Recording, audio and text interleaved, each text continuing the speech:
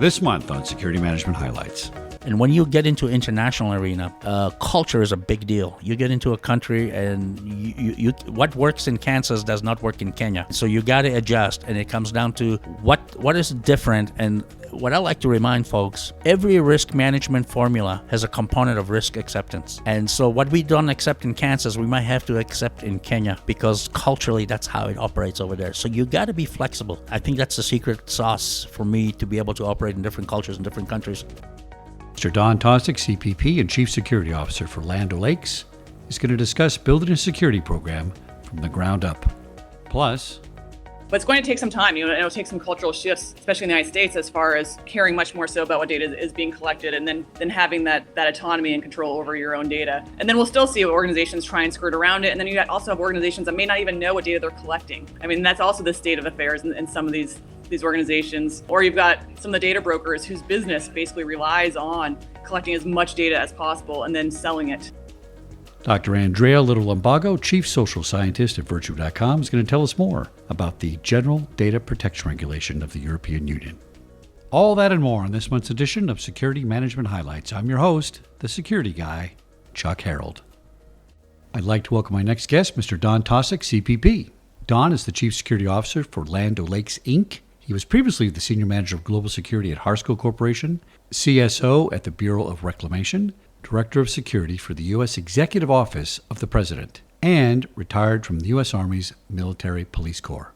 Don, welcome to Security Management Highlights. How are you? I'm doing great. Thank you for having me today. I'm really interested in this subject. We're going to talk about building a security department from scratch, from the ground up, working for Land O'Lakes. This is a global operation, and this was no easy task to start this. Well, thank you for having me. You only get a chance once in a lifetime to go into a Fortune 500 company and start a program in a 92-year-old company and start from scratch. So that was the cards that was dealt to me, and that's exciting. It is exciting. That is a pretty fascinating thing. And it's like everything in life. When I first started, it was scary. Can I do this? Can I deliver on it? What's the expectations? But, sometimes in life, you got to take a chance, and when a door opens, you got to walk through it. And so that was an opportunity, and I took it.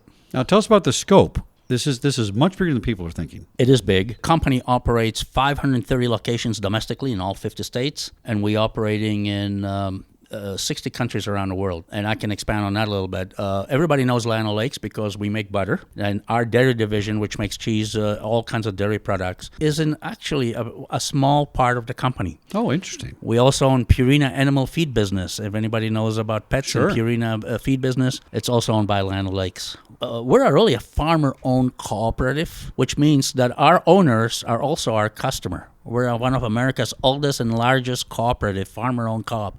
And our chairman of the board is really a dairy farmer out of Wisconsin.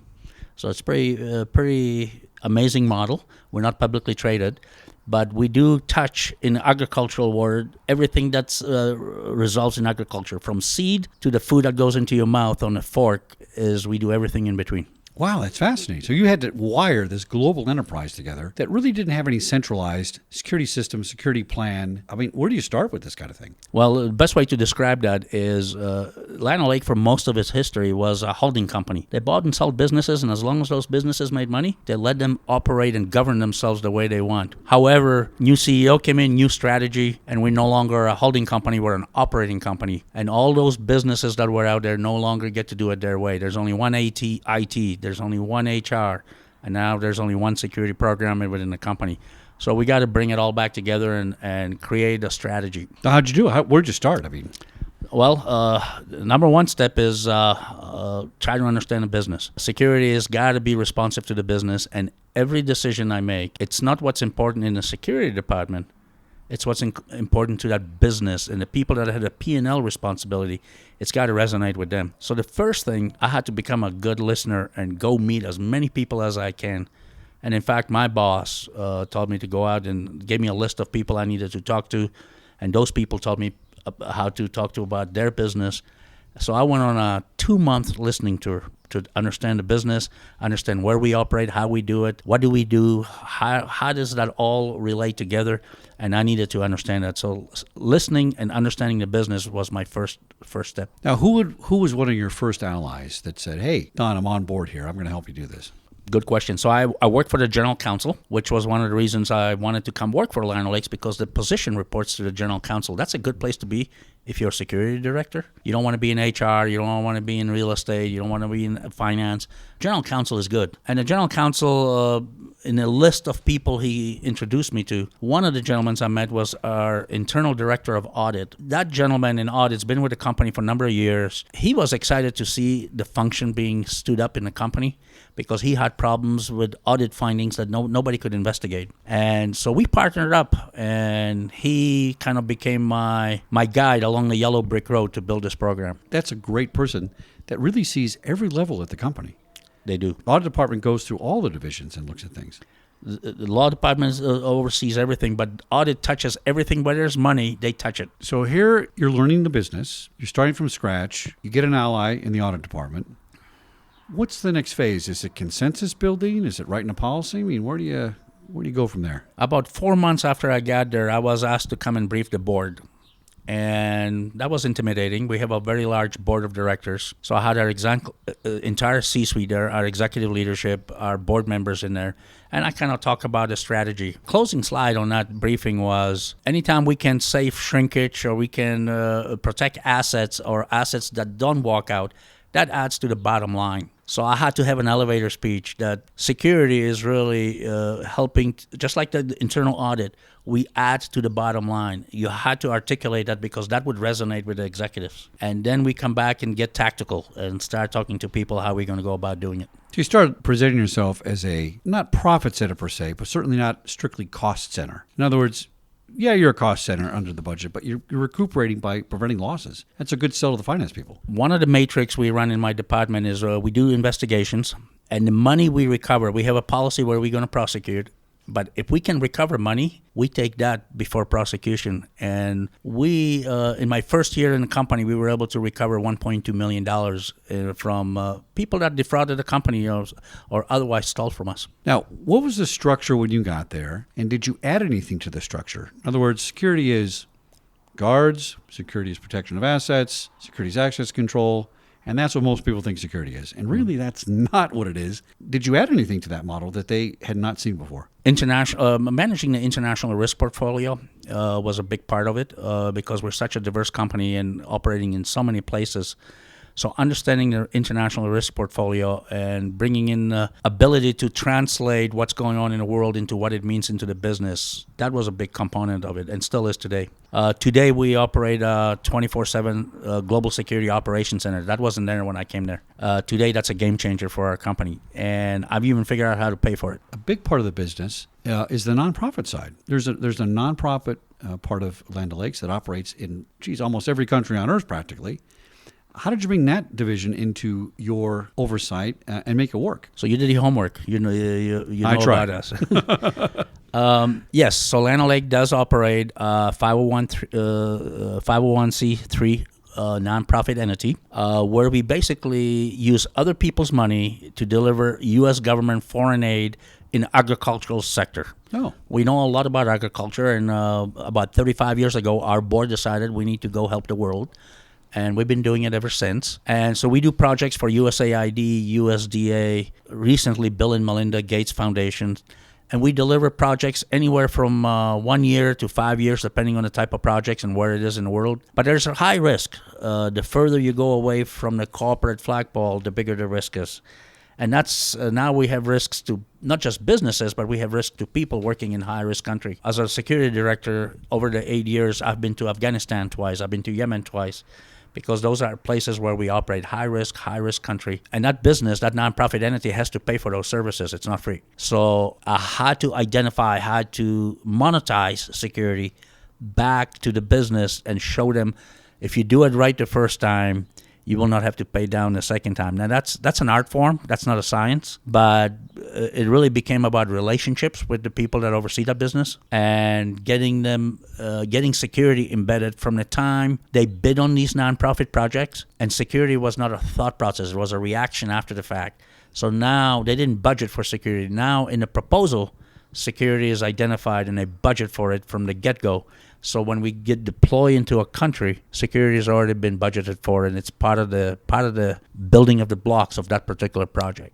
So tell me about the challenges for the international divisions. Here we have 50 states. Land O'Lakes is in 50 states. That's a big enough challenge as it is, right? It is. Nationally. But now we're in 100 countries, each with its own culture, its own agendas, its own products, and its own leadership. How did you get a consensus among all those various leaders around the world to get this into one program? I can tell you right from the get-go, we had to write some policies, and we had to write policy where it would work for the entire enterprise. And that was a 2-year effort to get everybody to agree on the words in that policy. But we got there, and it was a lot of meetings, a lot of discussions. We had to change the way people were thinking about security. And when you get into international arena, culture is a big deal. You get into a country, and you what works in Kansas does not work in Kenya. Right. And so you got to adjust, and it comes down to what is different. And what I like to remind folks, every risk management formula has a component of risk acceptance. And so what we don't accept in Kansas, we might have to accept in Kenya, because culturally that's how it operates over there. So you got to be flexible. I think that's the secret sauce for me to be able to operate in different cultures in different countries. Not one shoe fits in every single scenario.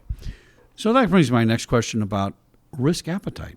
What is a risk appetite? Explain that to people, and why that's so important to understand that among all the various divisions. And that's a big question, because even within a company, within my C-suite, different executives have different risk appetite. When you're talking in international arena, we didn't have that when I started, but today, before we take on a project, we go through a risk assessment as part of the decision making. Do we want to be in that country? Are we willing to go there? And there's been projects that I have been given veto authority to veto a project, and that came directly from our CEO. In 8 years, I'm only vetoed 2 projects. One was in Yemen, and one was in a remote province in Afghanistan, where we just couldn't operate. Getting in and out just wasn't going to work. And so it wasn't a veto that I got into the room and says, no, we're not going to do it. We sat down and we talked to the executives and laid out the business case, why it's not a good decision. And ultimately, the business came to that conclusion where I've already been to, but I had to bring the business along. Now, when you're developing this, how did you measure people's risk appetite? Was the company aggressive in general and say, hey, we're going to take some chances in security? Were they very conservative about it and say, we don't want any security risks? Where were they on the meter when you started? So over the years, I've actually hired a couple of people that are part of my team. And that discussion first happened within our team. I would have one person on my team that had very low risk appetite and wanted to always say, no, we cannot do this. Right. Well, if I'm the security director and I always say, no, nobody's going to ask me the questions. That's true. Yeah. So you got to learn how to say yes, but. Right. So defining the but. So example, we might go into a particular country. I say, look, if you give me enough resources, money, understanding the risk with enough resources, I can protect you from anything as long as the resources are there. But security is not cannot be about security. Security is a service, and the project doesn't exist for security. Security exists somewhere there's a fine line, and we got to together. Comes down to relationships. We got to find that fine line and talk to the folks about how it's got to be their decision at the end of the day. And we help them to see the risk and think about it, then make the decision if that's still what they want to do. Now, people might assume that if the head of security says, you know what, I don't think I'd go there, here's why, and it's logical, reasonable, and there's facts behind it, right? Most people in the decision-making process would defer to you and say, okay, that's a good idea. Did you ever run across a point where people said, you know what, I don't really care what you say, we're doing it anyway? First, in order to give advice, you got to have some credibility. That doesn't happen overnight. That takes time. And I've actually had the opposite happen to me, where I would say, I think we can go there. But because I outlined the story so well with the business side, no, we're not going to go there, even though I recommended we could do it. Okay. So I've had the opposite happen. All right. And I've actually had it happen several times, where I think we can do this thing, and then after we have a discussion, the business decides on their own they're not going to do that. So it's kind of a reverse of your question. What do you think was the most useful feedback you received when you're developing your strategic plan? In the development phase, right? 'Cause it's never done, by the way, is it? It never is. But let's say your first phase that got close to being finished, who came up and said, you know what, here's some good advice for you? So let me get a little bit philosophical. Every entity in the world, whether you work for the government or nonprofits or anybody anywhere, they have a formal feedback process. It's an HR process where you get a formal feedback once a year, or you might get it quarterly, however that works in your organization.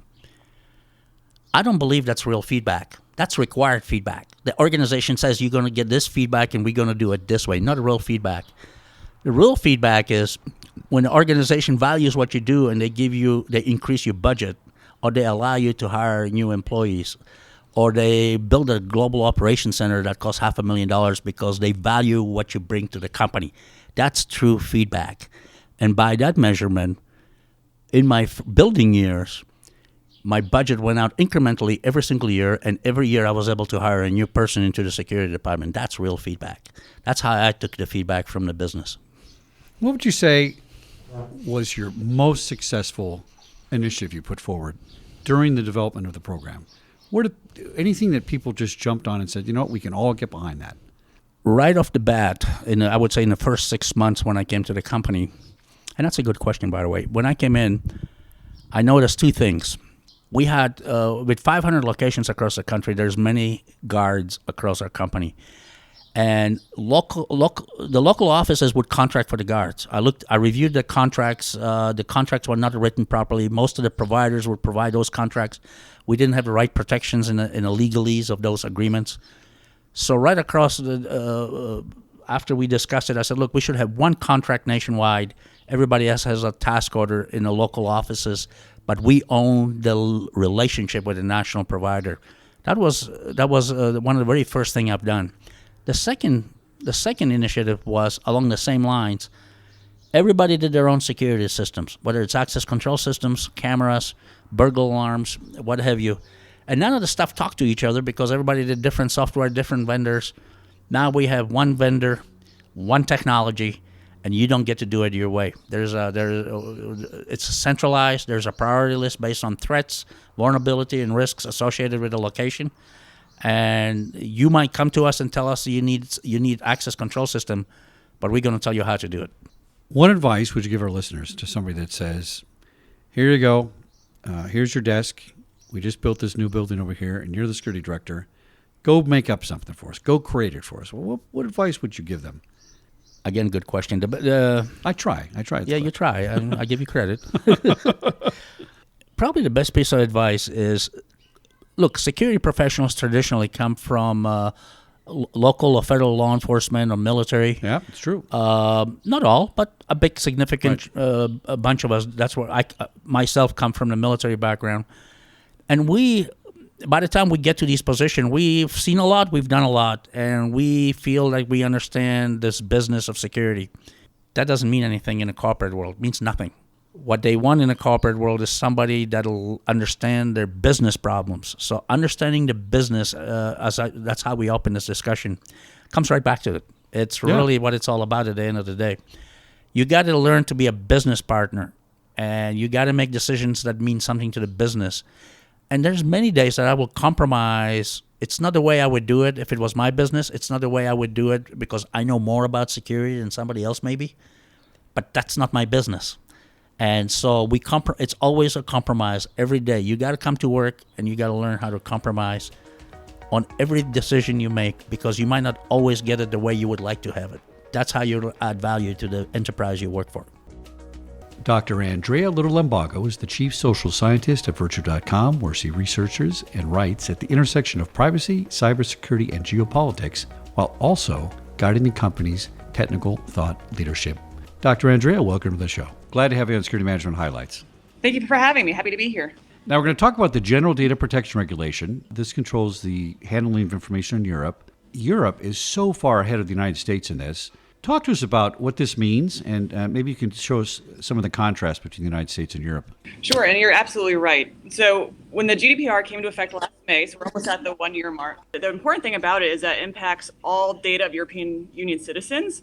And so that impacts U.S. corporations. And so for a while, I think many were under the belief that it would not impact companies in the United States, but it absolutely does. It impacts those that are holding European Union citizens' data, because the privacies extend beyond the European Union geographical borders. And so while the GDPR focused on protecting that data in the United States, we really have been flailing a bit and pursuing more of a patchwork approach where we've got different industries, pursuing their own regulations. The health industry is the most prominent with the HIPAA regulations, and those are great and have been helping protect personal data for the health industry. Finance has some of their own. Well, that patchwork has been going on for a while, and then it wasn't until last year when California passed a pretty far-reaching Consumer Privacy Act that really started putting this even much more so on the agenda within the United States, because we now are starting to see increasing hearings brought to the United States, to the Senate and to Congress, discussing the various ranges of data breach and unauthorized data access. And so with California pushing forth the legislation that's going to come into effect in 2020, more and more states are actually starting to make similar proposals at their state capitals. And it's at the point where there are over 90 different data privacy proposals in state capitals right now in the United States. And a lot of those are following on the heels of what was done in California. And so that makes it even more of a patchwork and more complexity is starting to occur. And given all that, it's going to become increasingly hard for businesses to stay on track of these regulations, especially because some in the states actually contradict each other as far as how to respond to a data breach and so forth. And so it's just becoming really, really complex and convoluted in the United States, whereas the GDPR is moving ahead. I wouldn't say seamlessly, but at least it's making some significant progress in protecting data. We've seen some big fines for Google.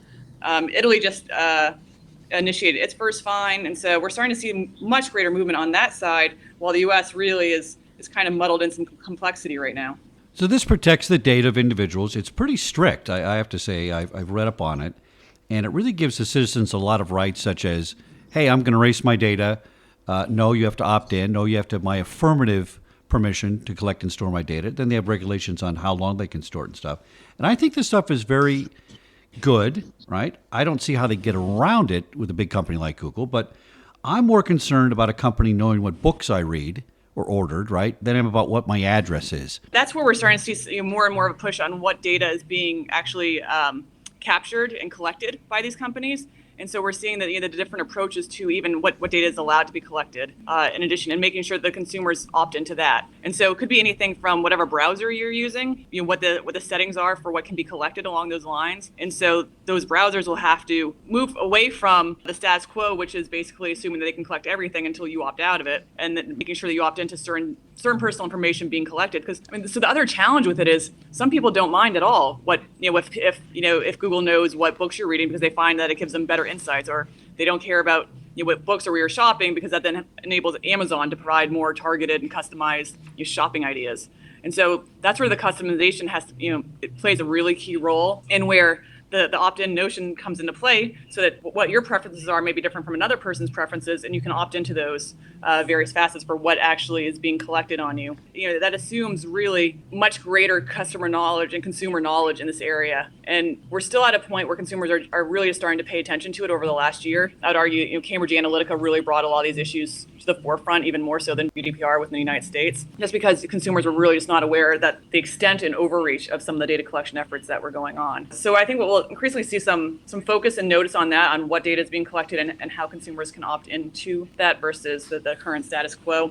But it's going to take some time, and it'll take some cultural shifts, especially in the United States, as far as caring much more so about what data is being collected, and then having that autonomy and control over your own data. And then we'll still see organizations try and skirt around it. And then you also have organizations that may not even know what data they're collecting. I mean, that's also the state of affairs in some of these organizations. Or you've got some of the data brokers whose business basically relies on collecting as much data as possible and then selling it. And that's why Vermont actually passed a data brokers law, providing more transparency in that area. So we're seeing some movement, but we're for sure we have a long way to go, and this is going to be something that evolves over time. Even GDPR is something that what we see today, I imagine that over the next few years, as lots of lessons are learned, we'll see some adjustments to it. So talk to us about this loophole I read about. It's not really a loophole, but it confuses me. So the regulations do not apply to the processing of data by a person for purely personal or household activity, and thus with no connection to a professional or commercial activity. And that's one of the big pushback on GDPR, is that the definitions need to be more fine-tuned in this area. There's also been pushback on what personal information is as well.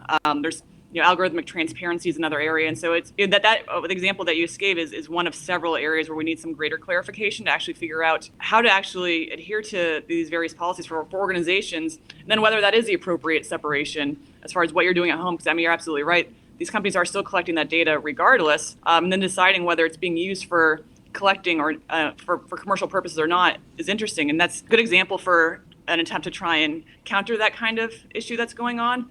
In the California Consumer Privacy Act, there's been another push just over the past month or so to evolve beyond what the definitions are for collecting and sharing of that information. So for a while, it was just focused on the collecting and sharing for profit. And what the new push, and it hasn't been passed yet in California, well, it's something to keep an eye on, is that it doesn't matter whether it's for profit or not. It's just what data is being collected and shared, period. And it is trying, and I think that is one approach to trying to address that loophole, because many of these companies are saying that they're collecting and sharing the data, but they're not profiting from it, and so that doesn't fall under a regulation like this. And that's sort of how some of the companies are getting around it. When at the end of the day, it still is monetized. It's just not directly monetized. There are other ways. Like you said, it's a loophole to work around it. The money can come in other means versus direct payments for that data. Tell me how the average consumer would benefit from this if they're using Facebook. I'm not picking on Facebook, but of course, everybody knows that Facebook collects all kinds of things for all kinds of reasons.